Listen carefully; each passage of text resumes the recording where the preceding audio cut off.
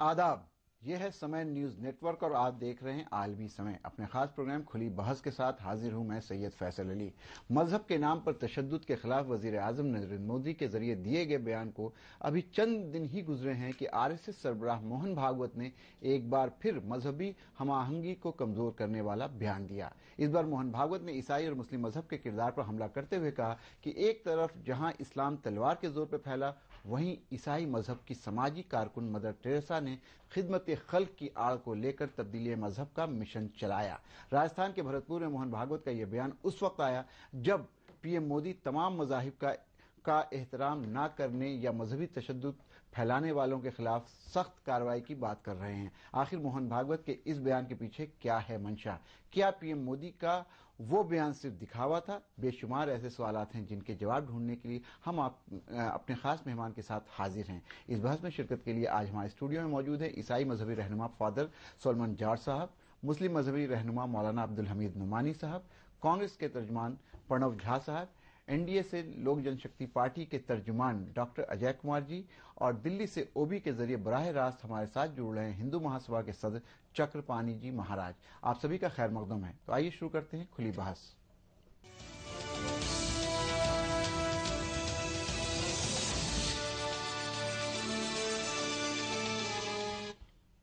हमारे सारे खास मेहमान हमारे साथ मौजूद हैं। इस बहस की शुरुआत से पहले आइए देखते हैं ये खास report. We can not accept violence against any religion on any pretext, and I strongly condemn such violence. My government will act strongly in this regard. Hindustan Hindu राष्ट्र है। हिंदुत्व ये हमारे राष्ट्र की पहचान है।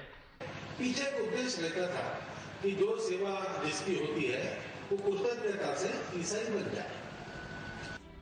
एक तरफ पीएम मोदी जहां तमाम मजाहिब के एहतराम की हिदायत के साथ मजहबी तशद्दुद फैलाने वालों के खिलाफ कार्रवाई की बात कर रहे हैं, तो दूसरी तरफ आरएसएस सरबराह मोहन भागवत अपने बयानात से मोदी की वार्निंग का मजाक उड़ा रहे हैं।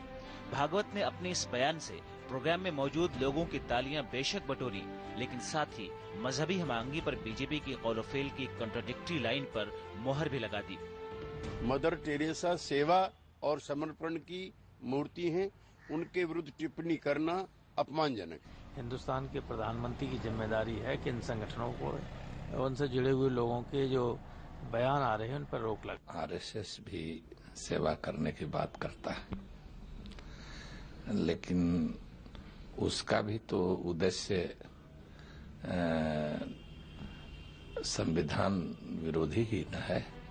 मोहन भागवत के इस बयान से सियासी गलियारों से लेकर गली मोहल्लों में एक तरफ जहां बेचैनी फैली, वहीं दूसरी तरफ भागवत के हामी उन्हें सही साबित करने पर लग गए।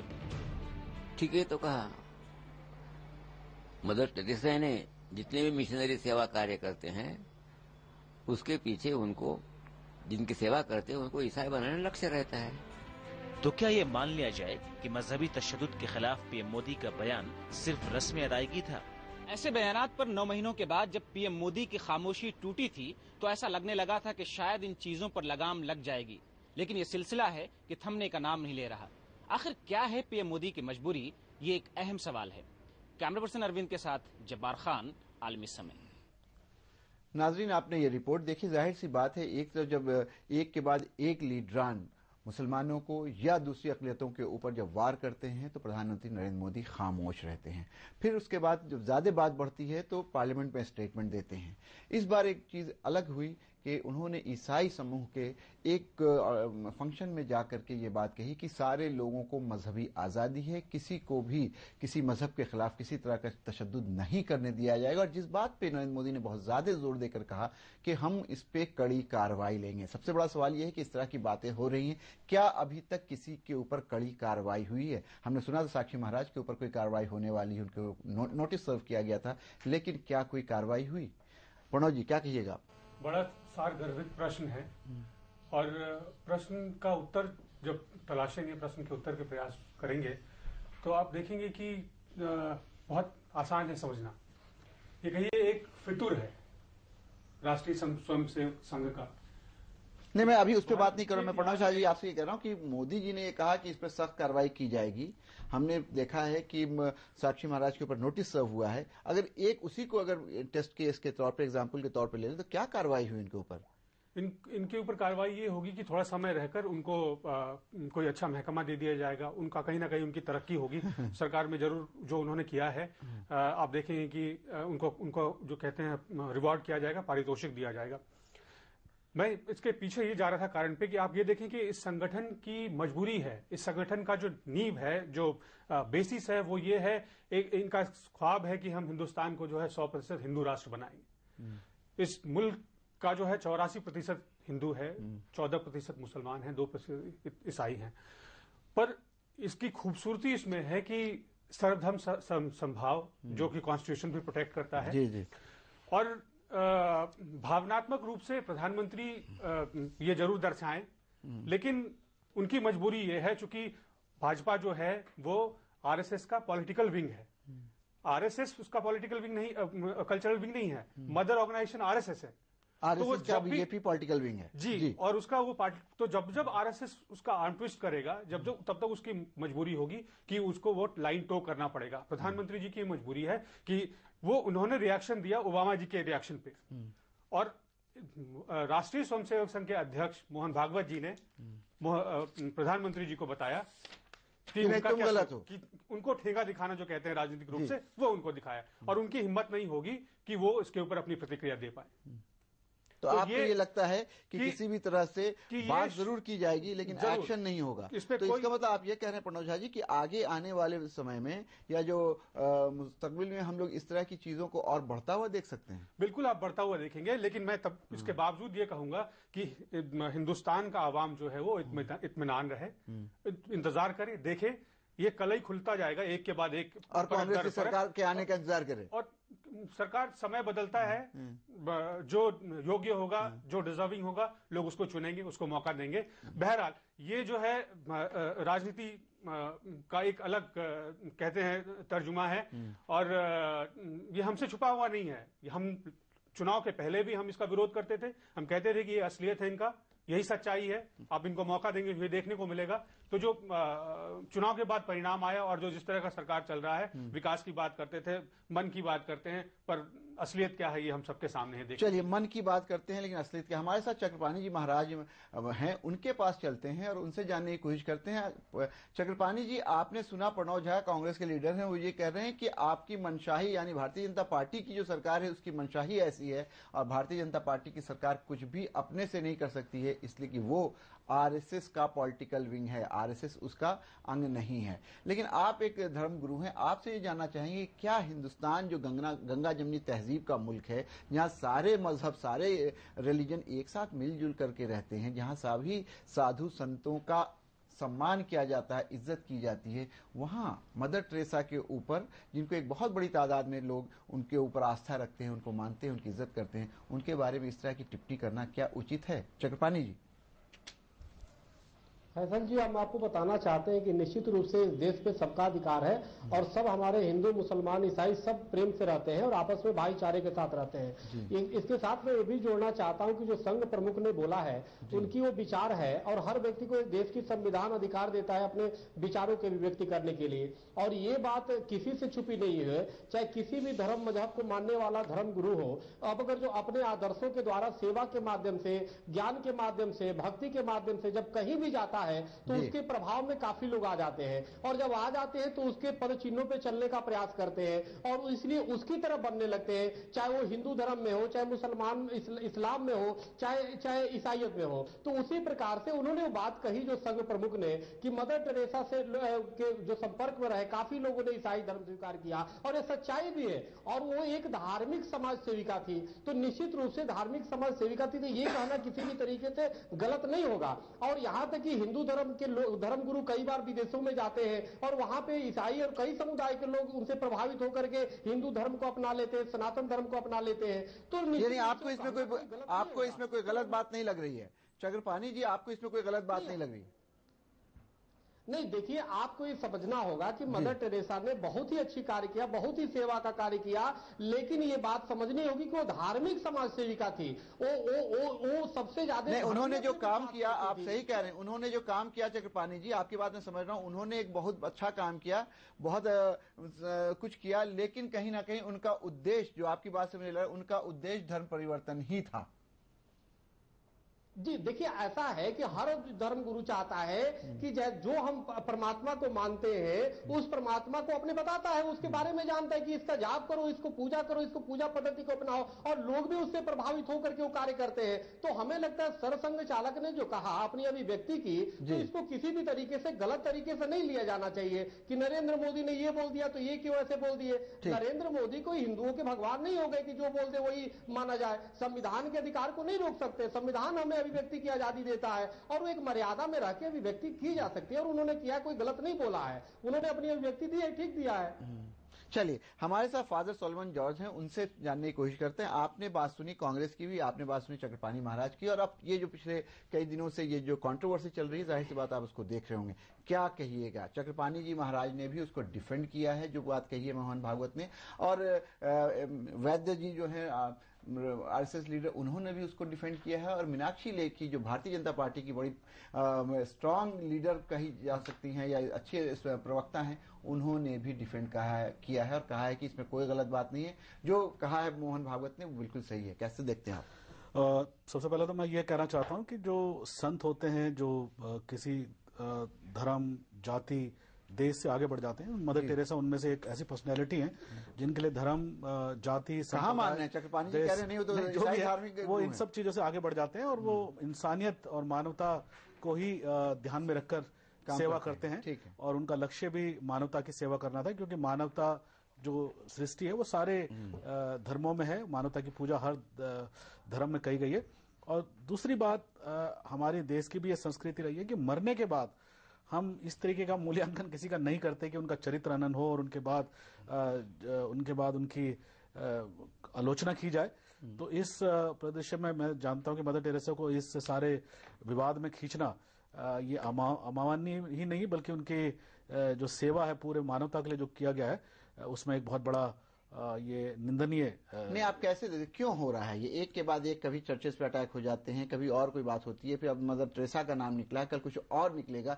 क्या इसमें कोई आप ट्रेंड, पैटर्न, या कुछ एक इसमें कॉन्स्पिरेसी, या इसमें कुछ ऐसी चीज की जानबूझ के ये किया जा रहा है, ऐसा कुछ देखते हैं? देखिए, मैं जहां तक जानता हूं, हार्ड लाइनर्स जो हैं हर एक मजहब में जो होते हैं जी, वो कोई ना कोई ऐसा विवादित बयान देते हैं, कुछ फ्रिंज जो ग्रुप है हर जगह है, और उनके कारण जो है ये कम्युनल हार्मनी हमेशा डिस्टर्ब रही है। तो ये सारे जो धार्मिक संगठन हैं और जो उनके सरपरस्त में जो लोग हैं, उनको इस बात का ध्यान रखना चाहिए कि ऐसे ग्रुप पर वो रोक लगाएं और ऐसे ग्रुप पर वो कंट्रोल करें, ताकि जो कम्युनल हार्मनी, सांप्रदायिक शांति है, वो किसी भी तरीके से डिस्टर्ब ना हो। चलिए, अजय कुमार जी, आपने सुना चक्रपाणी महाराज को, प्रणव जी को और इनको, ये एक बात कह रहे हैं कि फ्रिंज एलिमेंट्स हैं, फ्रिंज ग्रुप्स हैं जो इस तरह की चीजें करते हैं। पहला सवाल मेरा आपसे यह है कि क्या ये फ्रिंज एलिमेंट्स हैं जो ये करते हैं? इसलिए कि अगर आप मीनाक्षी लेखी का बयान देखें तो वो तो फ्रिंज एलिमेंट नहीं है। एक दूसरी बात ये कि इसी संदर्भ में एक एडिटोरियल आया है सामना में, जिसमें भी बहुत खुल करके इस बात को डिफेंड किया गया और कहा गया कि ये सच है, भले ये थोड़ा कटु सच है। तो कैसे, क्या कहिएगा आप अजय जी? देखिए, यहाँ पे फैसल भाई, जो मैं ये समझना चाहता हूँ या जो मैं कहना चाहता हूँ कि अगर देश के प्रधानमंत्री ये कहते हैं कि इस देश में in the name of religion no violence will be tolerated and strict action will be taken, तो क्या गलत है? और अगर कहने तो नहीं होगा ना, एक्शन भी होना चाहिए ना। जी प्रणव भाई, ये तो गलत नहीं है, आप मानते हैं अगर ऐसा वो बयान देते हैं, ठीक है, आगे आई नहीं, ये इसकी तो क्या लोगों ने। अब अगर आपने एक सवाल उठाया जिस पर डायरेक्ट जवाब देना चाहिए था प्रणव भाई जी को, क्या एक्शन हुआ, तो इन्होंने बात वहां ना करके बड़ा लंबा चौड़ा स्पीच दिया आपके फर्स्ट पेज में। एक्शन ये हुआ कि इनकी सरकार में ऐसा नहीं है कि पहले चर्च पे अटैक नहीं हुए हैं, मस्जिद पे अटैक नहीं हुए हैं, कांग्रेस की सरकार रही, लेकिन कोई पुलिस कमिश्नर को प्रधानमंत्री ने तलब नहीं किया। देश की इतिहास में पहली बार हुआ कि अटैक के छोटे से सवाल पर प्रधानमंत्री ने दिल्ली पुलिस कमिश्नर को तलब किया और यह रिपोर्ट सामने आई कि ये अटैक नहीं था, ये कोई चोरी की ऐसी घटनाएं थी। आदमी को Z+ सिक्योरिटी दिलाता है आपका प्रधानमंत्री, और आप उसके बचाव में आप यहाँ बैठ के बोल रहे हैं। कौन सा वो दंगे का है जिसको दंगे का आरोपी व्यक्ति को आप कौन सा है, नाम तो बताइए ना, आप नाम तो बताइए ना। और संगीत बालियान 2 व्यक्ति अभी तो मंत्री में जगह दिया है आपने अभी, और बताए आप क्या बात कर रहे हैं। नहीं, लेकिन देखिए जो सवाल प्रणव जी उठा रहे हैं अजय जी, कि इस तरह के लोग जो इस तरह की बात करते हैं, सबसे बड़ा एक्शन तो यही हो सकता था कि कम से कम इनको स्नब, जिसको अंग्रेजी में कहते हैं स्नब कर दिया जाता है। नहीं, ये बताइए आप मंत्री बना रहे हैं ऐसे लोगों को, गिरिराज सिंह को। आपने यूपी का प्रभार बना दिया। प्रधानमंत्री साफ कह रहे हैं कि धर्म के नाम पर किसी भी वायलेंस को टॉलरेट नहीं किया जाएगा। मतलब उनकी बात तो सुन लें। आइए अब आइए, बहुत अच्छा सवाल कहा आपने। मोहन भागवत ने कौन सी नई बात कह दी, कौन सा तूफान और भूचाल मचा दिया है आपने। मदर टेरेसा का जो, मेरे से अगर आप कहना चाहते हैं, मैं फादर की इस बात से सहमत हूं कि अगर किसी व्यक्ति की मृत्यु हो जाती है तो हम उसके बारे में ना बात करें, लेकिन अगर आप सुनना चाहते हैं तो आप मुझे मत सुने, आप मोहन भागवत को भी ना सुने, आप उन 2 जर्नलिस्टों की सुने जिन्होंने मदर टेरेसा के बारे में किताब लिखी है। चैनल 4 के उस डॉक्यूमेंट्री को देखें जिसमें मदर टेरेसा के कार्यों को रेखांकित किया गया है और जो सवाल उठाए गए हैं। आप चलिए, अरूप चटर्जी पहला जर्नलिस्ट था, Indian born living in London journalist, जिसने मदर टेरेसा की किताबों पर सवाल उठाए थे। एशियन वीक ने रिपोर्ट छापी है कि मदर टेरेसा के उस कैलकाटा में, और सुन लीजिए, फादर से जवाब लेंगे। और मैं 2 ब्रिटिश जर्नलिस्ट का नाम बता देता हूं, एक उसमें से मुस्लिम है और दूसरे क्रिश्चियन है। तारिक अली का आप जाके डॉक्यूमेंट्री देखिए और वो बुक देखिए, हेल्थ एंजल, नरक हेल्थ, आप समझते हैं हेल्थ एंजल। ये तो इंडियन नहीं थे, ये तो हिंदू नहीं थे। अगर आप अरूप चटर्जी को रिजेक्ट भी करते हैं, जिन्होंने मदर टेरेसा के कार्यनामों पर सवाल उठाए हैं, एशिया वीक कोई दिल्ली या बॉम्बे से छपने वाली पत्रिका नहीं थी। तो जो सवाल हैं, और अगर आप कांग्रेस की बात करते हैं और मदर टेरेसा की बात करते हैं, तो आप खुद एक फॉरेन जर्नलिस्ट रहे हैं, आपने बाहर काम किया है। इमरजेंसी का खुला समर्थन मदर टेरेसा ने किया था अपने इस धर्म परिवर्तन के धंधे को हिंदुस्तान में चलाते हुए। With all seriousness I am making this allegation. इनके अंदर था कि तुम मुझे सपोर्ट करो और परिवर्तन को हम की आंधी को हम हिंदुस्तान में लाने देंगे। और भारत स्वतंत्र हो गया अंग्रेजों की गुलामी से, और ये जो क्रिश्चियन मिशन इंडिया हिंदुस्तान में आती है, रिलीजियस सुपीरियरिटी को कायम करके हिंदुस्तान को पुनः गुलाम बनाना चाहती हैं। और इसको कोई भी हिंदुस्तानी, सवाल हिंदू, मुसलमान और सिख और ईसाई का नहीं है। आपने अपनी बात कह ली, tolerate this and we will not allow this to continue. जी, आपने अपनी बात कह ली। जी, देखिए धर्म परिवर्तन की बात है तो देखिए जैन भी, ये तो पूरा इल्जाम लगा रहे हैं कि मैं नहीं लगा रहा हूँ, फैक्ट्स हैं, किताबें हैं, डॉक्यूमेंट्रीज हैं। ये तो मोहन भागवत से ज्यादा बात कर रहे हैं। तो मेरे ख्याल से मैं ये इसलिए मैं कहता हूँ कि ये जो फ्रिंज ग्रुप है, इस सब जगह उन्होंने इस father, this is not the question of fringe group, this is the question of how things published work in Times Magazine, in Asia Group, in Channel 4. You produce the evidence. I'm quoting the books. Yes, he has talked. Let me quote the book. Take them to the court. Journalists, you know, you don't know that is your problem. इनका नाम ले रहे हैं भाई, तारिक अली बहुत बड़ा आदमी है। British journalist Christopher Hitchens and Tariq Ali produced a critical British Channel 4 documentary, Hell's Angel. चलिए, आपकी बात में समझ गया, आपने कह दिया। चलिए फादर, मैं यही कहना चाहूंगा कि देखिए ये जो फैक्ट्स जो भी ये दिखा रहे हैं, इसको कोर्ट में ले जा सकते हैं कि भाई जबरदस्ती इन्होंने धर्म परिवर्तन कराया, उसमें प्रोविजन है लॉ का, और उसमें पूरी सजा उस वक्त क्यों सजा नहीं हुई, और अभी भी जो है बिल्कुल ठीक है ना, सजा होनी चाहिए। क्यों सजा नहीं हुई? इनकी सरकार थी जिन्होंने इमरजेंसी में मदर टेरेसा का समर्थन लिया। मैं सोचता हूँ कि ये सारी बेबुनियाद बातें हैं, क्योंकि उन्होंने हमेशा मानवता को ही जो है उनके जो क्राइटेरिया था वो मानवता था, इंसानियत थी, और उसी को ध्यान में रखकर उन्होंने सेवा किया। और जो भी अब ये जो मुद्दे उठ रहे हैं वो बहुत ही अफसोसजनक बातें हैं। हमें ना केवल मदर टेरेसा का बल्कि किसी भी धर्म में किसी भी संत का जो है सम्मान करना चाहिए, और ऐसी बातें मेरे ख्याल से निंदनीय है। आप देख रहे हैं गर्मा गर्म बहस। जाहिर सी बात है अजय कुमार ने सबूतों के बिना पे ये बताने की कोशिश की है, साबित करने की कोशिश की है कि मदर टेरेसा का हेल्थ का जो काम था वो तो अच्छा रहा होगा, लेकिन उनका मेन जो मकसद था मिशनरी ऑफ चैरिटी का वो धर्म परिवर्तन था। और उसके ऊपर कई डॉक्यूमेंट्रीज, कई रिपोर्ट्स आ चुकी है, न सिर्फ हिंदुस्तान में बल्कि हिंदुस्तान के बाहर। फादर उसको डिफेंड करने की कोशिश करनी है, लेकिन यहाँ पे वक्त हो गया है ब्रेक का। ब्रेक के बाद वापस आएंगे तो अब्दुल हमीद नुमानी साहब जो मुस्लिम रिलीजियस स्कॉलर हैं उनसे जानने की कोशिश करेंगे क्या मुसलमान और मुसलमानों ने इस्लाम को तलवार के बल पे फैलाया है। लेते हैं ब्रेक।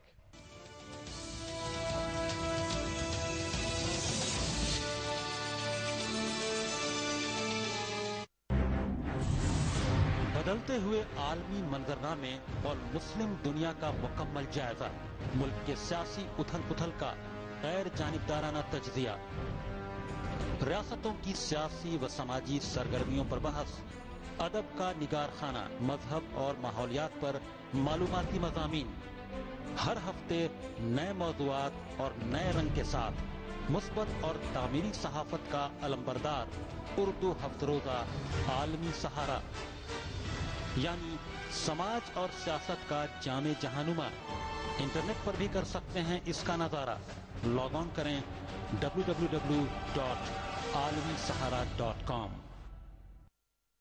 हिंदुस्तान की शान उर्दू का तर्ज बयान, समाज का आईना, हालात का तर्जुमान, आपके मसाइल आपकी जबान, खबरों की समझ, इंसाफ का कारवां। आलमी समय, सच की पहचान। समय परिवर्तन है, समय संजीवनी है, समय मनुष्य है, वर्तमान है, भविष्य है, मासूम ममता की मीठी सी झपकी है। समय सभी का है, समय तुम्हारा है, हम समय, ये समय हमारा है। रहिए समय के साथ।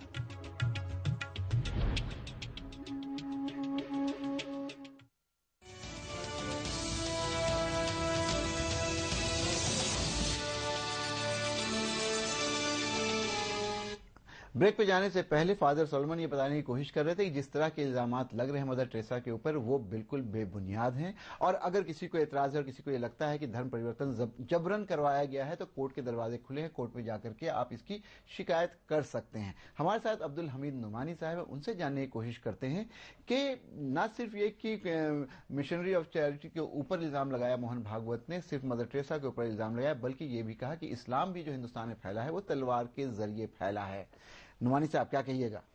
देखिए, आरएसएस और जो उससे जुड़े हुए संगठन और तंजीमें हैं उनकी एक टेक्निक होती है बात करने की। जो बुनियादी सवालात हैं उनको नजरअंदाज करके प्रोपेगेंडे को आगे बढ़ाना कि जो है इसको मुसलमान बना लिया या बन गए। तो कैसे बन गए ये सवाल नहीं उठाया उन्होंने कि आपने जब तालाब से पानी नहीं पीने दिया, कुआं से पानी लेने नहीं दिया, मंदिर में घुसने नहीं दिया और आप उसके जो है छाया और साया से छूट जाते थे। तो ये जो सवाल को नजरअंदाज करके बीच से बात जो है वो ऐसी जो है वो शुरू करो जिससे समाज में नफरत और घृणा और जो है वो फरेब फैले। यही काम हो रहा है। मोहन भागवत भी जो उसी टेक्निक का इस्तेमाल कर रहे हैं। ऐसा नहीं कि मोहन भागवत जो है वो बगैर सोचे समझे बोल रहे हैं, बिल्कुल उसी टेक्निक और नजरिए के हिसाब से बोल रहे हैं जिसका सीधा सीधा जुड़ाव जो है वो हिंदू राष्ट्र और गुरु गोलवालकर और जो दूसरे लोग हैं, अन्य लोग जो हैं वो उनकी सोच से जुड़ी हुई है। आज तक ये लोग ये नहीं बता पाए कि किन इलाके में कहां के लोगों ने जबरदस्ती इस्लाम कबूल किया या लालच में इस्लाम कबूल किया। ये जिस तरह जो शिवसेना वाले कह रहे हैं कि महाराष्ट्र है कि कम से कम सर्वे तारीख से दिखा दो भाई कि कितने लोगों को जो है जबरदस्ती मुसलमान बनाया और कौन कौन है, किन इलाके में है। तो आप जब आपने पूर्वजों की बहादुरी की बात जो करते हैं, वीरता की बात करते हैं, तो क्या वो लोग जो है इतने कायर थे, बुजदिल थे और लालची थे कि उन्होंने जो है वो फौरन जो है धर्म छोड़ दिया? और अगर जबरदस्ती ये है तो दिल्ली है, महाराष्ट्र है और मुर्शिदाबाद है, पटना है, अजीमाबाद वगैरह जहां जहां जो है या जो है दौलताबाद वगैरह देखें तो इन इलाकों में मुसलमान कम क्यों हैं? अगर तलवार के जोर से इस्लाम फैलाया था तो ये कम क्यों रह गए? जो है या स्पेन की तरह क्यों नहीं सबका जो है मुसलमानों का जिस तरह सफाया हो गया उस तरह हो जाता, ये सारे लोग मुसलमान जो हो जाते, ऐसा क्यों नहीं हुआ? दिल्ली में क्यों नहीं हुआ, यहाँ जो है और आगरा में हुकूमत रही इतने लंबे वक्त तक, दिनों तो हुकूमत रही, तो ऐसा क्यों? ये बिल्कुल फराड है, इनके पास जो है कोई तारीखी सबूत और हवाला नहीं है। अभी हमारे जो है दोस्त जो है स्वामी चक्रपाणी जी कह रहे थे, वो मैं सहमत हूं, लेकिन थोड़ा सा जो है असहमत हूं। ये है कि कोई भी आदमी, मैं जैसे इस्लाम को मानता हूं तो मैं ये चाहूंगा कि वो स्वामी जी जो है वो मुसलमान हो जाए, स्वामी चक्रपाणी जी जो है। तो बुद्ध जो है, अब बुद्धिस्ट जो गए थे अशोक के जमाने में और बाद तक जो जाते रहे, क्या वो लोग वहां तफरी करने के लिए गए थे? वो इसीलिए गए थे कि बुद्धिज्म को लोग अपनाए।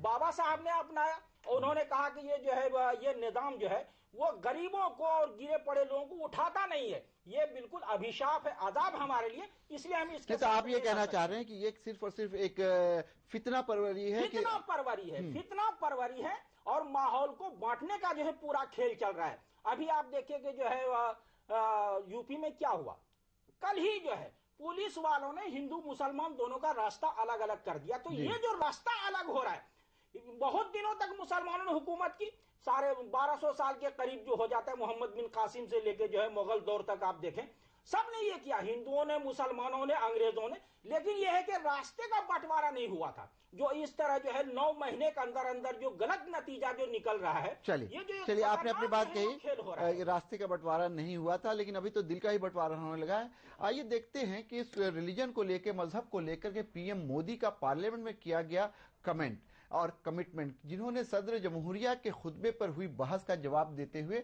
ये बातें कही थी। आइए आपको सुनाते हैं। हमारे देश में राजनीतिक कारणों से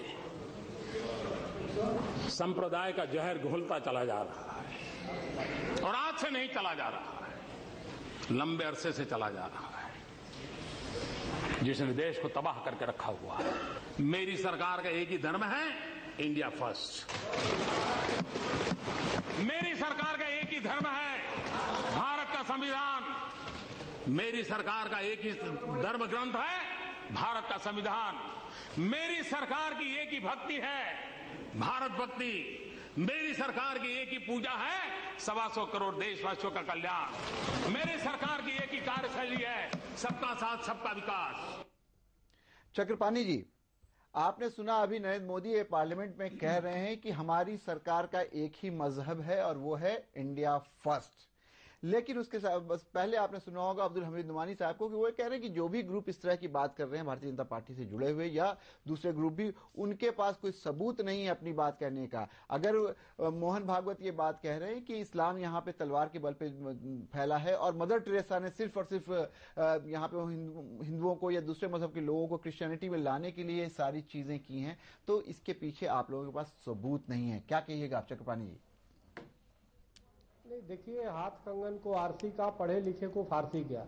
आज देश ही नहीं पूरा विश्व देख रहा है किस प्रकार से सीरिया से लेके और हर जगह मारकाट मच रहे हैं, किस प्रकार से धर्मांतरण बंदूक के बल पे कराए जा रहे हैं। जब तलवार कहाँ धर्मांतरण हो रहा है चक्रपाणी जी? वो धर्म, देखिए इराक में कोई मुगल कालीन में एक नहीं सैकड़ों उदाहरण है, तो सवाल इस बात का नहीं है। देखो, इस जहां तक नरेंद्र मोदी की भी बात है, इस संप्रदाय की बात की, सांप्रदायिकता का जहर, तो हिंदू धर्म धर्म है, संप्रदाय नहीं है। संप्रदाय का मतलब समझिए जो व्यक्ति के द्वारा बनाया गया है वो संप्रदाय है, और ये तो हिंदू धर्म है जो जिसके आप डिक्शनरी में भी देखेंगे तो धर्म का मुख्य चीजें है हिंदू धर्म के साथ। कभी तो धर्म कहते हैं, कभी कहते हैं ये जीवन जीने का एक तरीका है, कभी संप्रदाय कहते हैं, तो इसको लेके भी विवाद है। देखिए चक्रपाणी जी, भारत के संविधान में भी इसको परिभाषित नहीं किया जा सका है पूरे तौर पे। इस बात को भी फैसल जी, माननीय सुप्रीम कोर्ट ने भी इस बात को माना है कि हिंदू धर्म जीवन जीने की एक कला है। तो सवाल इस बात का है कि आज नहीं तो कल जीवन जीने की इस कला में आएगा, और व्यक्ति तो हर व्यक्ति जन्म लेते ही हिंदू होता है, उसको बनाने की आवश्यकता नहीं पड़ती, वो प्राकृतिक रूप से हिंदू होता है। और हिंदुस्तान में रहने आप तो वही बात कह रहे हैं, आप तो वही बात कह रहे हैं चक्रपाणी जी, चक्रपाणी जी आप वही बात कह रहे हैं। चक्रपाणी जी आपको रोकूंगा, आप वही बात कह रहे हैं बिल्कुल जो कुछ दिन पहले असदुद्दीन ओवैसी ने हैदराबाद में कही थी कि जो भी पैदा होता है वो मुसलमान होता है, और उसको लेके बड़ा हंगामा हुआ था। तो फिर आप भी उसी तरह की बात कर रहे हैं कि जो भी पैदा होता है हिंदू होता है। हिंदुस्तान में रहने वाले, आप सुनो, हाँ बोलिए। कह रहा हूं कि सिंधु नदी के तट पे रहने वाला, ये सिंधु नदी के तट पे हिंदू है, हिंदू सिंधु नदी के तट पे सिंधु हो सकता है, हिंदू कैसे हो गया? और इस यहाँ पे रहने वाला हर एक व्यक्ति हिंदुस्तानी है, तो हमें हिंदुस्तानी हमें पहले होने चाहिए। इसके बाद देखो सांप्रदायिकता की जहां तक बात है, और अभी नुमानी जी ने जो बात कही है कि 2 रास्ते बना दिए, निश्चित रूप से दुर्भाग्यपूर्ण है, ऐसा नहीं होना चाहिए। और जहां भी कुछ लोग इस प्रकार के लोग हैं तो निश्चित रूप से राजनीतिकरण इसका नहीं होना चाहिए, इसमें किसी प्रकार की विष नहीं होने चाहिए। लेकिन अगर जो कोई मदर टेरेसा से प्रभावित होकर ईसाई धर्म ग्रहण कर लेता है, अब जैसे इन्होंने बताया कि सेवा उनका मुख्य उद्देश्य था, तो सेवा उद्देश्य नहीं था, उनका उद्देश्य जो है ईसाई धर्म था। और मुख्य जो इन्होंने सेवा तो मात्र एक माध्यम था, सेवा करने के बाद जो है वो ईसाई स्वीकार बनाती थी, ईसाई बना दिया करती थी, तो ऐसा तो लिखा गया है। तो सवाल इसमें कोई गलत नहीं उन्होंने बोला है, उस बात को दूसरे तरीके से नुमानी साहब क्या कहिएगा? जोड़ करके जो आपने चक्रपाणी जी की बात कही है, ठीक नहीं है, क्या कहिएगा नुमानी साहब? देखिए, चक्रपाणी जी जो कह रहे हैं वो थोड़ा सा उसमें यह है, जो मोहन भागवत जो बात कर रहे हैं वो 100% जो है मदर टेरेसा को नकारने का काम है, और उनकी नीयत पे जो है सीधा सीधा सवाल है। ठीक है, मैं अगर जो है कोई अच्छा काम करता हूं और मेरे साथ कुछ लोग अगर प्रभावित होकर मेरी तरह हो जाते हैं, अब मेरे विचारों को मानने लगते हैं, तो इसमें बुराई क्या है? संविधान ने हमें आजादी दे रखी है, तो ये कोई मुद्दा नहीं। लेकिन यह है कि उसकी उनको जो है वो बदनीयत बता रहे हैं कि जो वो कह रही है वो है नहीं, बल्कि वो दूसरा ये है। मदर टेरेसा ने अपने बयानों में, और जो है नवीन चावला साहब ने जो किताब लिखी है, खुशवंत सिंह वगैरह ने, कहीं उन्होंने जो इस तरह की जो है वो बात नहीं की कि मेरा मकसद जो है लोगों को ईसाई बनाना है। अगर जो है उनकी सेवा कार्य से और खिदमत से उनसे मुतासिर होके अगर होता है, तो अगर किसी को अपना लेते हैं तो इसमें हर्ज क्या है? लोग अपना रहे हैं उसको। आर्टिकल 25 जो है वो हमें फ्रीडम देता है, फ्रीडम ऑफ रिलीजन, बिल्कुल बिल्कुल। खुद नरेंद्र मोदी भी कह रहे हैं कि जो है मजहबी आजादी के हम हक में है, तो अगर कोई आदमी तो ये कौन लोग हैं जो इस तरह की बात कर रहे हैं? ये जो मोहन भागवत जो है वो जो है सकारात्मक और मुस्बत पहलू को उभारने के बजाय वो नकारात्मक पहलू नहीं, लेकिन आपने सुना अभी चक्रपाणी जी ने भी ये कहा कि नहीं, सिंधु नदी के, सिंधु घाटी के लोग जो भी हैं वो हिंदू हैं, हिंदुस्तानी हैं। हाँ। मैं यहाँ पे एम्फेसिस देके ये कहना चाह रहा हूँ कि हिंदुस्तान तो हम लोग समझते हैं, हिंदुस्तान हम लोग समझते हैं, लेकिन जिसपे स्ट्रेस दिया है चक्रपाणी जी ने, उसी को मोदी जी भी कहते हैं और आडवाणी जी भी कहते हैं, हिंदू स्थान। तो क्या हम ये मान लें कि हम लोग कहीं ना कहीं पूरे मुल्क को, पूरे हिंदुस्तान को हिंदुस्तान नहीं बल्कि हिंदू स्थान के रूप में परिवर्तित होते देख रहे हैं, और उसी कड़ी की ये सारी चीजें हैं? देखिए, ये जो है ये तो एक जो है ऐतिहासिक और तारीखी मुद्दा है, और उसकी ताबीर और जो व्याख्या को लेके जिस तरह ये लोग करें, इनके पास भी कोई जो है वो पुख्ता और मजबूत जो है वो प्रमाण नहीं है। जो है तारीख फरिश्ता में है कि जो हजरत नूह अलैहिस्सलाम के पोते थे, उनमें से एक का नाम जो है हिंद था, उसकी बुनियाद पर रखा गया है। और जो है वो संस्कृत फारसी में हा और सा जो है वो एक अलग अलग हिंदू और बिल्कुल। तो इसमें बहुत कुछ जो है लिखा गया है, लेकिन ये है कि अब चूंकि एक कम्युनिटी के रूप में जो है जिसका एक धर्म भी है, वो एक पहचान बन चुकी है, तो अब ये लोग धर्म, समुदाय और जो संस्कृति तीनों को अलग अलग मौके पे जो है वो लाके जो है वो लोगों को भ्रमित करते हैं। लेकिन उसका पूरा खेल ये है कि चूंकि अक्सरियत जो है बजाते खुद एक ताकत होती है, तो जो अकलियत में होते हैं वो जब अपनी जगह से हटेंगे तो वो जो है वो बड़े समंदर में गिर जाएंगे। तो वो जैसा कि हुआ जो है, और शक और हून वगैरह के बारे में देखें कि दीगर कबाइल के लोग जो हिंदुस्तान में आए वो पता भी नहीं चल रहा है कहाँ है वो, ये जो है वो बड़े समाज का वो हिस्सा बन चुके हैं वो लोग। इसलिए ये लोग जो है वो कई कई तकनीक और तरकीबों से बातें करते हैं कि जब वो वहां से गिरेंगे तो यहीं आएंगे, क्योंकि ये बड़ा समंदर है और अक्सरियत जो है बताते खुद एक ताकत होती है।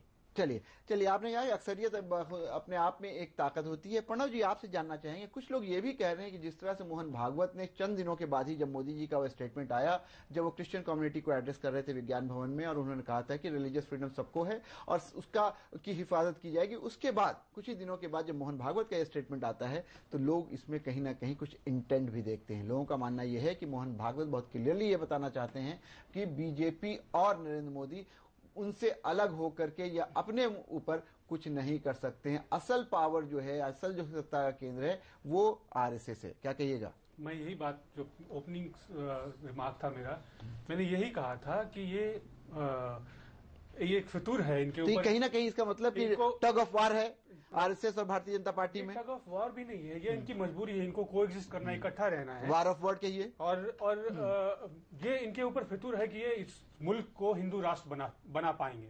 मैंने ये कहा, अभी हमसे पहले कह रहे थे, वो तो कह रहा है, ये गुमानी साहब कह रहे पानी जी तो कह रहे हैं कि भारत, मोहन भागवत ने कहा है, मोहन भागवत ने कहा कि है हिंदू राष्ट्र है। बेतरतीब बातें हैं ये। हिंदुस्तान में हमारा जो कॉन्स्टिट्यूशन, जो संविधान है, वो इस मुल्क को हमेशा जो है वो डेमोक्रेटिक रखेगा, सेक्युलर रखेगा।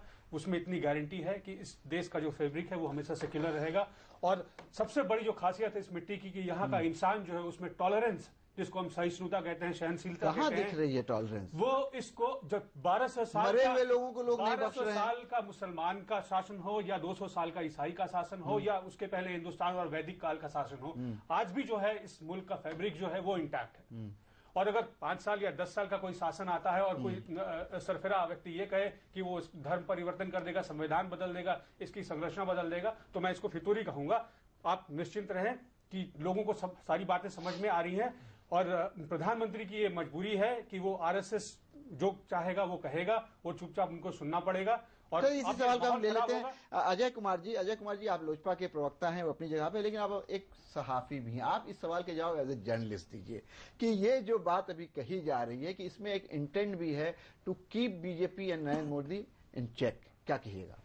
नहीं, अगर ये इंटेंट है और जैसा कि प्रणव जी बता रहे हैं कि आरएसएस सुप्रीम पावर है जिससे कमांड लेकर के और जिसके कमांड पे जैसी इनकी आदत पड़ी हुई थी कि जनपद से प्रधानमंत्री शक कहाँ है? हाँ, मैं आ रहा हूँ ना, तो अगर वो बोले तो आज प्रधानमंत्री का 1925 से लेके आज भाई प्रणव जी, या तो आप 2015 में आए, आप बोल लीजिए तो मुझे बोलने दीजिए। तो अपने बारे में बात करें तो मैं जब आप बोल रहे थे तो मैंने नहीं बोला है आपको, मैंने आपके बारे में बात नहीं की।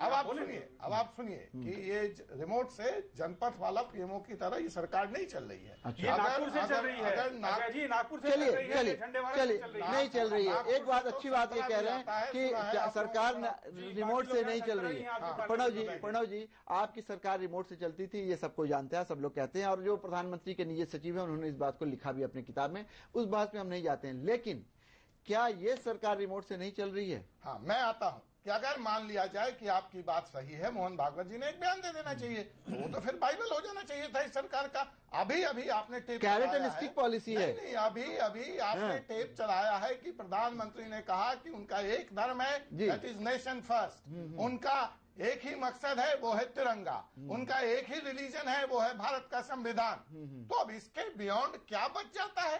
और जहां तक मदर टेरेसा, जो आज इस विषय का टॉपिक है, मैंने आपको प्रमाणों के आधार पर, जहां तक उनकी चैरिटी का भी सवाल है और उनके नोबलनेस का सवाल है, माफ कीजिएगा, मैं भी बड़ा हुआ उनके कार्यों को। नहीं, उनकी चैरिटी से पूछ लेता हूँ कि चैरिटी को लेकर भी क्वेश्चन उठते रहे। बिल्कुल आप सही कह रहे हैं। फंड, इतने पैसे कहाँ से आते थे? फंडिंग जो फंडिंग था उस काम के लिए, उस पे भी सवाल उठे हैं और भारत की मीडिया ने नहीं उठाया है, देश की बाहर की मीडिया ने उठाया है। और प्रणव जी जिस बात का आज मूक समर्थन कर रहे हैं, ये न भूलें कि तमाम ह्यूमन राइट्स वायलेशन वाले कम्युनिस्ट देशों में जा करके भी उन्होंने चैरिटी के नाम पे जिन रिलीफ शॉप में एक भी आदमी नहीं होता था। मुझे तो नुमानी जी सिर्फ एक बात बता दीजिए आज, मुझे नुमानी जी से समझने दीजिए, आपके पास वापस आएंगे, और चक्रपाणी जी से भी समझने दीजिए, 2 धर्मगुरुओं से, और यहाँ पे तीसरे धर्मगुरु हैं कि मेरे घर कोई भूखा आता है, उसको खाना खिलाना तो कोई भी धर्म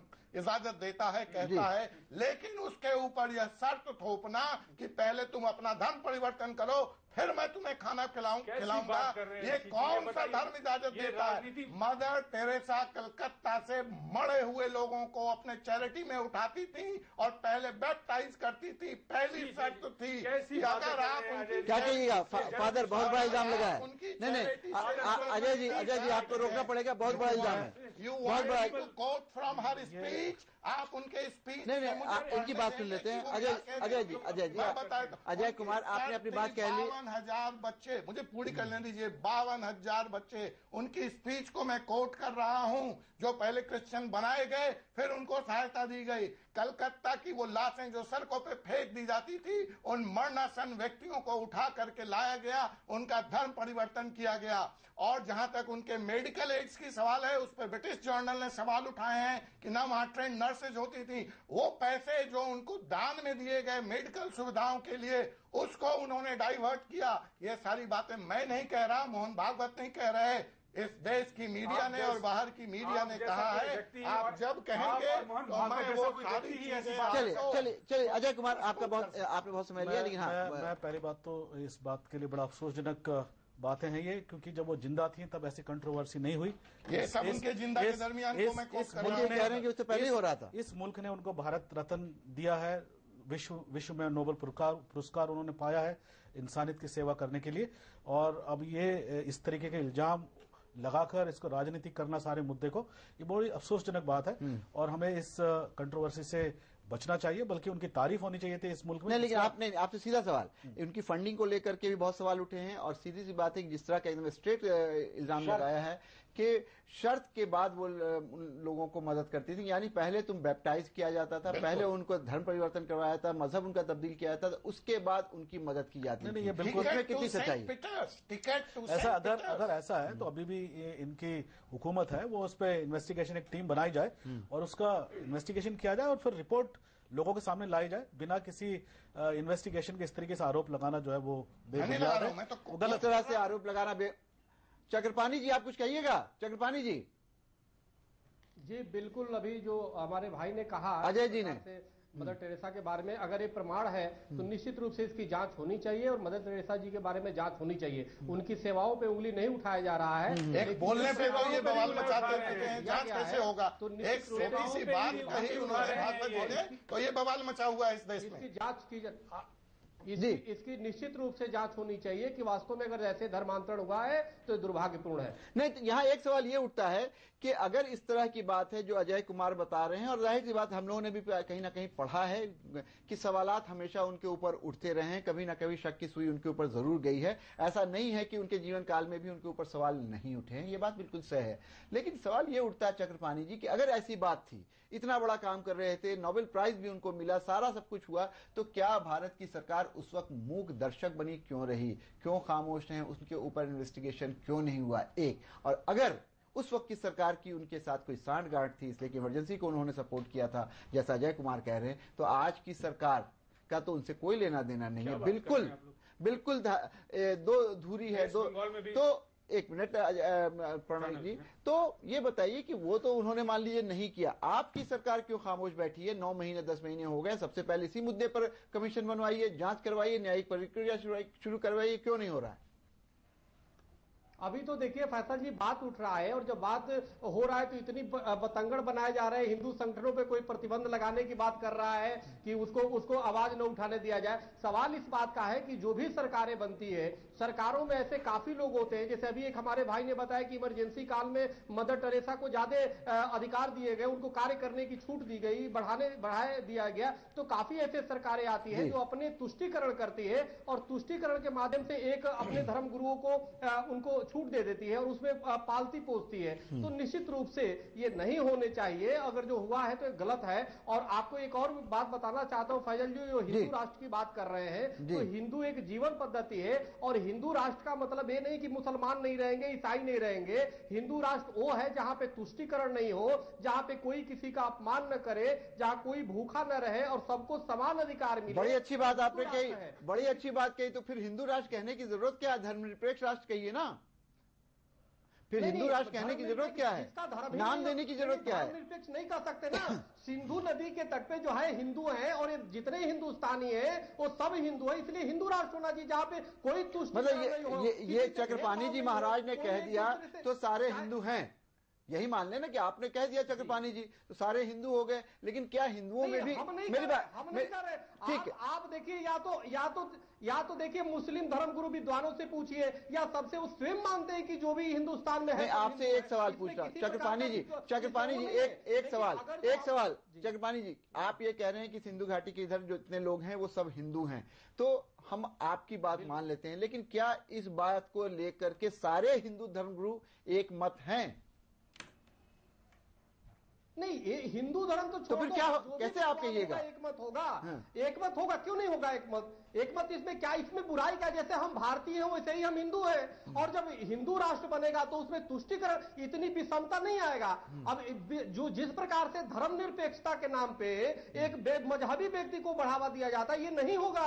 इस पे एक सबको जीवन जीने की वो होगी, महिलाओं। चलिए, धर्म के नाम पर मजहबी लोगों को जो बढ़ावा दिया जाता है वो नहीं होना चाहिए। एक बहुत अहम बात कही है चक्रपाणी जी महाराज ने। लेकिन यहाँ पे वक्त हो गया है ब्रेक का। ब्रेक के बाद वापस आएंगे तो बातचीत यहीं से शुरू करेंगे कि हिंदुस्तान में ऐसा क्यों होता है, सरकारें चाहे कोई भी हो, धर्म के नाम पर जो धर्मगुरु होते हैं या धर्म के जो सिंबल बन जाते हैं किसी वजह से, वो उनको इंपॉर्टेंस देती है। लेते हैं एक ब्रेक।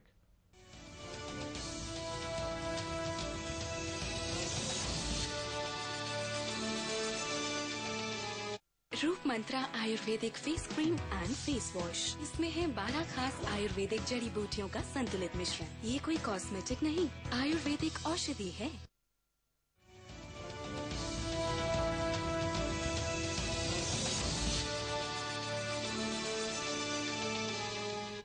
ब्रेक के बाद आपका एक बार फिर खैर मकदम है। ब्रेक पर जाने से पहले हम बात कर रहे थे चक्रपाणी जी महाराज से। उन्होंने एक बात बहुत अहम कही कि जो भी धर्म के सिंबल हैं या धार्मिक गुरु हैं, उनको सरकारों को अहमियत देने की आदत सी पड़ गई है। ऐसी क्या वजह है? हम ये देखते हैं कि कोई भी धर्मगुरु, चाहे पंजाब में आप देखिए, एक लाइन से एक के बाद एक ऐसे धर्मगुरु दिख रहे हैं जिनको कहीं ना कहीं सरकारी पैट्रोनेज है। और यही स्थिति मोरलेस पूरे भारत में, चाहे गुजरात की बात करें, चाहे किसी और राज्य की बात करें, चाहे आप उत्तर प्रदेश की बात करें, हर जगह इस तरह की चीजें दिखती हैं। तो कहीं ना कहीं जो हम धार्मिक निरपेक्षता की बात करते हैं वो यहां डाइल्यूट होती हुई दिखती है। और ये दिखता है कि धर्मगुरुओं को भी Z+ सिक्योरिटी दी जाती है। क्या वजह है? अजय जी क्या कहिएगा, क्यों होता है ऐसा? देखिए, मैं यहाँ पे 3 धर्मगुरु बैठे हैं। मैं फादर को भी धर्म मानता हूँ। मैं बात स्पष्ट कर दूं, मैं धर्म और मदर टेरेसा दोनों को अलग अलग नजरिए से देखना चाहता हूँ। जहां तक धर्म की परिभाषा, और मुझे ऐसा लगता है कि नहीं, प्रॉब्लम वहीं से शुरू होता है जब धर्मगुरु एक वेद में जो एक धर्म की परिभाषा दी गई है, यहाँ पे 3 धर्मगुरु बैठे हैं। मैं पूछता हूँ उसमें क्या विरोध है? जब वो धर्म की बात करता है वेद, तो कहता है सत्यम वदम, सत्य की पूजा करो, धर्म चढ़ा, जो प्राकृतिक है उसको धरो, स्व अध्याय प्रमद, स्व अध्याय करो, सेल्फ स्टडी करो, मातृदेवो भव, माँ की पूजा करो, पितृदेवो भव, पिता को रिस्पेक्ट सही बात है, ये सब में है, सारे धर्मों में है। आचार्य देवो भव तो है अतिथि देवो भव। हमने उसी भाव से मदर टेरेसा को हिंदुस्तान आने दिया। लेकिन आप सुनेंगे तो दंग रह जाएंगे कि मदर टेरेसा आयरलैंड में 14 वर्ष की बच्ची का बलात्कार होता है और वो गर्भवती होती है, और उनसे यह पूछा जाता है कि क्या इसका गर्भपात कराया जाए। वो कहती हैं कि नहीं। 4.5 लाख हिंदू मां बहनों के साथ व्यभिचार होता है। 1971 की युद्ध में जो सिस्टमेटिक रेप किया गया था, और उनसे पूछा जाता है कि इनको गर्भपात कराया जाए। मदर टेरेसा का बयान आता है, नहीं, इन मां बहनों को, उन बच्चों को पालना चाहिए, बड़ा करना चाहिए। मुझे तो यह लगता है कि आज जरूरत है कि चर्च आगे आकर के डिसओन करे मदर टेरेसा को, जैसे उनके कार्य हैं। और जो बार बार उनके नोबल होने की बात की जा रही है, चैरिटी के उस समय की एक स्टडी से मैं साबित कर सकता हूं कि कलकत्ता में क्रिश्चियन मिशनरियां उनसे बेहतर काम कर रही थी। उन्होंने ज्यादा से 18,000 लोगों, चलिए उनको पब्लिसिटी ज्यादा मिल गई जी। नहीं, आपने बहुत बड़ी बात कही है। आपको 1 मिनट रुकूंगा। फादर क्या कहिएगा? ये कह रहे हैं कि आप लोगों को डिसओन करना चाहिए मदर टेरेसा को। बहुत बड़ी बात। देखिए, ये बहुत ही मिस्टीरियस सवाल है, क्योंकि डिसओन करना और ओन करना तो ये ईश्वर के हाथ में है। क्योंकि कौन क्या है वो तो सब उसको पता है। इसलिए ये अधिकार तो हमारे हाथ में नहीं है कि किसको डिसओन करना चाहिए, किसको नहीं करना चाहिए। अगर ये सारी बातें हैं, सही हैं, तो आप क्या कहिएगा? मैं जहां तक जानता हूं कि मदर टेरेसा एक नोबल कॉज के लिए लड़ रही थी, और उन्होंने नोबल जो कॉज है उसमें विजय पाया, और लोगों ने उसको पूरी तरीके से उनको सम्मान दिया। तो इसलिए उनको इस कंट्रोवर्सी में मैं बार बार कह रहा हूं, नहीं लाना चाहिए। और कंट्रोवर्सी तो उठ गई है उनकी जीवन काल में भी, जब वो जीवित थी तब भी हुई, जब वो याद थी तब भी हुई, अभी भी हो रही है। और मैं एक बात और बता दूं, एक कदम आगे, चर्च ने उनको संत की उपाधि भी दे दी है, क्योंकि चर्च के पास कुछ ऐसे मेथड है जिसमें कुछ सेंट भी है, वो सेंट भी है, कुछ जिस पद्धति के अनुसार उनको सेंट भी पाया गया। तो मैं जहां तक जानता हूं कि ये सारी कंट्रोवर्सी बेबुनियाद है और हम इसकी निंदा करते हैं। नुमानी साहब क्या कीजिएगा? देखिए, आदे ने जो मुद्दा उठाया कि वो शर्त रख के जो है वो सेवा करती थी, ये जो है वो सेवा और धर्म दोनों का अपमान है। और जबरदस्त तौहीन है। और मदर टेरेसा के बारे में मैंने कई किताबें पढ़ी और कई चीजें देखी। ये बात तो उन्होंने कही है कि मैं जो है वो परिवर्तन जरूर करवाती हूँ, तब्दीली जरूर कराती हूँ, लेकिन एक मुसलमान को अच्छे मुसलमान, एक हिंदू को अच्छा हिंदू, एक ईसाई को और अच्छा जो ईसाई बनना चाहती हूँ। और हमने कभी जो इसमें जबरदस्ती नहीं की। लेकिन अगर ये शर्त वाली बात जो है वो तहकीक से अगर साबित हो जाए तो ये जो है मदर टेरेसा के वजूद का और उनकी खिदमत का जो है वो कोई बहुत ज्यादा माने नहीं रह जाता है। और स्वामी जी जो बात कर रहे हैं, अभी तक तो आरएसएस वाले, संघ वाले और जो है अन्य जो अभिनव संगठन वाले जो है यही परिभाषित नहीं कर सके कि हिंदुत्व का जो है वो संबंध किससे है, धरती से है या विचार से है या देश से है या कम्युनिटी से है। अगर आप जो है वो सिंधु से जोड़ते हैं तो जो अमेरिका बर्तानिया में लोग रह रहे हैं उनको क्या कहेंगे? वो हिंदू नहीं है, नहीं यहीं से गए हैं ना, वो गए यहीं से, लेकिन उसको क्या कहेंगे जी? उसको क्या कहेंगे आप? चक्रपाणी जी से पूछता हूं वो क्या कहेंगे? जब आप जो धरती से उसको जोड़ देते हैं तो वह आदमी वहीं पैदा हुआ जाके और वहीं रह रहा है, वो तो वो हिंदू नहीं होना चाहिए। तो इसको जोड़ा कैसे जाए? जीवन पद्धति से जोड़ा जाए। जीवन पद्धति सबकी अलग अलग है। तो क्या हम जो है वो मंदिर में जाके नमाज पढ़ें और जो है वो स्वामी जी मस्जिद में आके जो है पूजा करेंगे? तो ये हिंदू राष्ट्र जो बनेगा तो इससे अलग क्या होगा जो हम लोग आज कर रहे हैं? ये बताइए। यानी आप ये कह रहे हैं कि कहीं ना कहीं अभी भी हिंदू राष्ट्र है? नहीं, ये जो कह रहे थे हिंदू राष्ट्र जब है तो ये जो अभियान किस लिए चला रहे हैं? चक्रपाणी जी, हिंदू राष्ट्र में क्या होगा? जो अब है यही होगा क्या और कुछ अलग होगा? चक्रपाणी जी, हिंदू राष्ट्र में क्या होगा अभी जो है उससे कुछ अलग होगा? नुमानी साहब पूछ रहे हैं। नहीं, देखिए, हिंदू राष्ट्र में हिंसा नहीं होगी। हिंदू राष्ट्र में सबको समान न्याय मिलेगा। हिंदू राष्ट्र में सबको समान अधिकार मिलेंगे। हिंदू राष्ट्र में सबको महिलाओं को सम्मान मिलेगा। तो ये हिंदू राष्ट्र की कल्पना है, परिकल्पना है, न कि यहाँ पे हिंसा और क्षेत्रवाद। यहाँ हिंदू राष्ट्र में छुआछूत नहीं होगा, जो नुमानी जी ने बात कही। तो ये है सवाल, ये है कि आप देखो ये हिंदू तो वर्ण व्यवस्था का क्या होगा फिर? अगर छुआछूत नहीं होगा तो वर्ण व्यवस्था का क्या होगा? चक्रपाणी जी, जो सोशल स्ट्रेटिफिकेशन है उसका क्या होगा? जो वर्ण व्यवस्था है, आप कह रहे हैं हिंदू राष्ट्र हो जाएगा तो छुआछूत नहीं होगा, तो फिर कहां कैसे होगा निजाम? मनु महाराज ने धर्म के 10 लक्षण जो बताए, सेवा, सत्य, अहिंसा, करुणा, दया, प्रेम, ये धर्म के 10 लक्षण है। और चाहे वो लाखों वर्ष पुराना हो और आज भी सेवा का महत्व है, करुणा का महत्व है, धर्म और इसका महत्व है जो सनातन धर्म सिखाता है, जो हमारे हिंदू धर्म सिखाता है। तो इसको ये समझना होगा, ये खंड जो आर्यावर्त है ये तो हिंदू राष्ट्र ही है और हिंदुस्तान में रहने वाला हर व्यक्ति को हिंदू ही माना जाएगा। नुमानी जी, इस बात को जो भी विद्वान है उस बात को स्वीकार। चलिए, आप हिंदू हैं, आप हिंदू राष्ट्र में रह रहे हैं, नहीं कह रहे हैं चक्रपाणी जी, आप तो हिंदू बोल रहे हो भाई। आप पूछिए ना, वो कह रहे हैं कि हिंदू हैं। हम जो है हिंदुस्तानी है, इसका जोड़ा। अरे वो तो आप कह रहे हैं, चक्रपाणी जी कह रहे हैं कि नहीं आप हिंदू हैं। नहीं, वो कह रहे हैं, हम नहीं मान रहे हैं इसको। पहले आधार बताएं कि हिंदू होने का आधार क्या है? चक्रपाणी जी, आधार बताइए। देश है या जो है वो सोच है या जीवन पद्धति? क्या जीवन पद्धति तो अलग अलग। यहाँ तो चारवाकों का भी लोगों ने स्वागत किया है। देखिए, यहाँ नरबली भी दी गई है। देखिए, ऐसा है, हिंदू होने का आधार देश भी है। हिंदू होने का जो वो है देश है, वो है क्षेत्र भी है। दिशाओं हर क्षेत्र से हिंदू है। संस्कृति इसकी हिंदुत्व है। तो निश्चित रूप से उसको आप स्वीकारे, भले न माने तो ये आपके ऊपर है। लेकिन चलिए चक्रपाणी जी, आपसे एक और सवाल आपसे चक्रपाणी जी।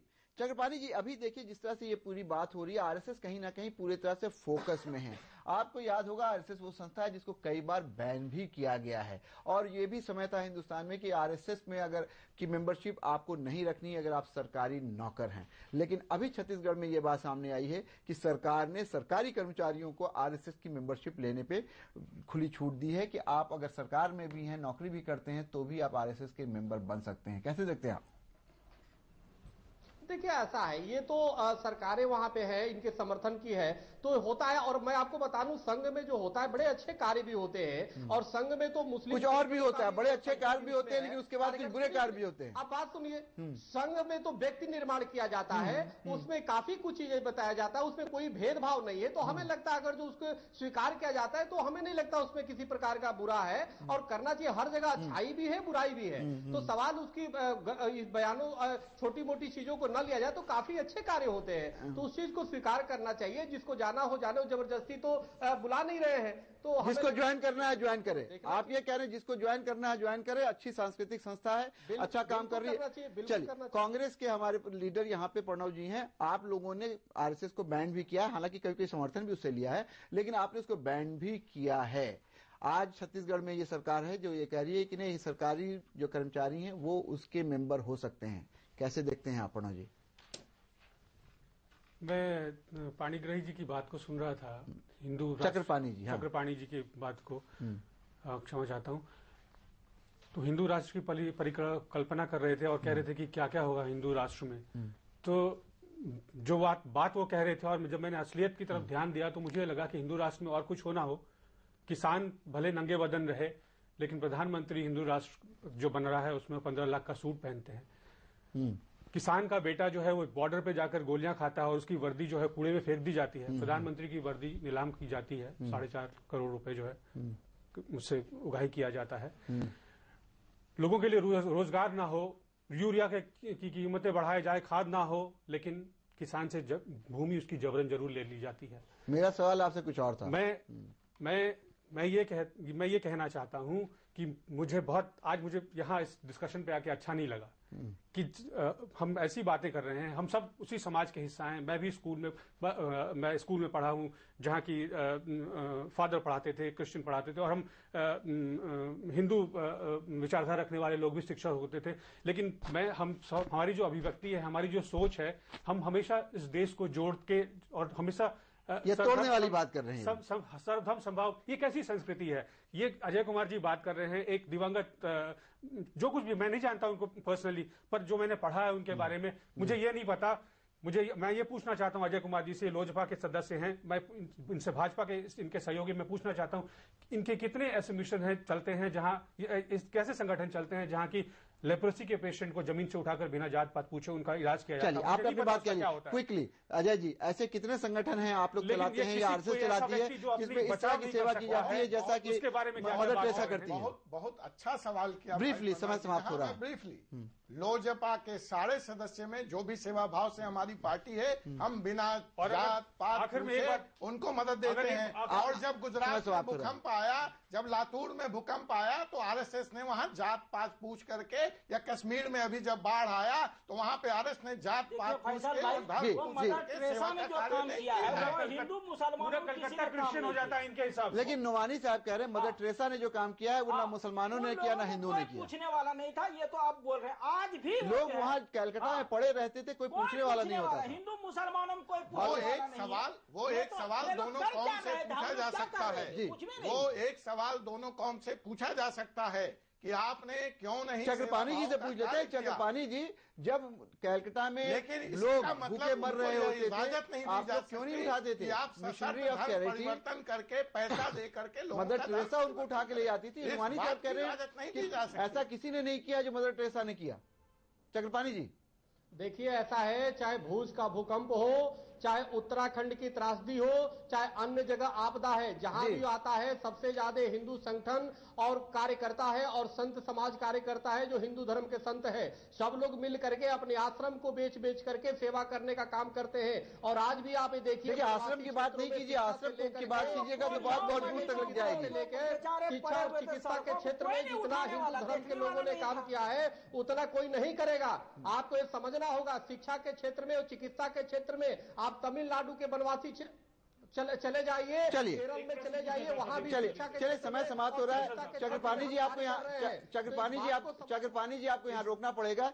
नाज़रीन, अभी आप ये बहस देख रहे थे, जाहिर सी बात है मदर टेरेसा अपनी जिंदगी में भी कहीं ना कहीं उनके ऊपर इल्जामात लगते रहे, लेकिन एक बात बिल्कुल तय है जो नुमानी साहब कह रहे हैं कि उन्होंने जो काम किया वो भी काबिले तारीफ है, इससे इनकार नहीं किया जा सकता। दूसरी तरफ जैसा फादर जॉर्ज ने कहा कि मरने के बाद उनके ऊपर इस तरह के इल्जामात लगाना बहुत अफसोसनाक है, लेकिन सबसे बड़ी बात यह है कि इस तरह की जो चीजें हो रही हैं उससे कहीं ना कहीं अकलियतों में, खास करके जो अल्पसंख्यक समुदाय है उसमें ये खौफ और और ये खदशा बढ़ रहा है कि ये एक सोची समझी स्कीम के तहत कहीं ना कहीं हिंदू राष्ट्र की तरफ बढ़ता हुआ हिंदुस्तान का जो कदम है उसकी एक निशानदेही करता है। मुझे नहीं पता इसमें कितनी सच्चाई है, लेकिन हिंदुस्तान की खूबसूरती इस बात में है कि यहाँ पे सारे मजहब, धर्म और समुदाय के लोग मिलजुल कर रहते हैं। हम तमाम मेहमान का शुक्रिया अदा करेंगे खुली बहस में। फिलहाल इतना ही। आप आलमी समय को इंटरनेट पे भी देख सकते हैं, लॉग ऑन करें समय live.com। फिलहाल हमें इजाजत दीजिए और आप देखते रहिए आलमी समय।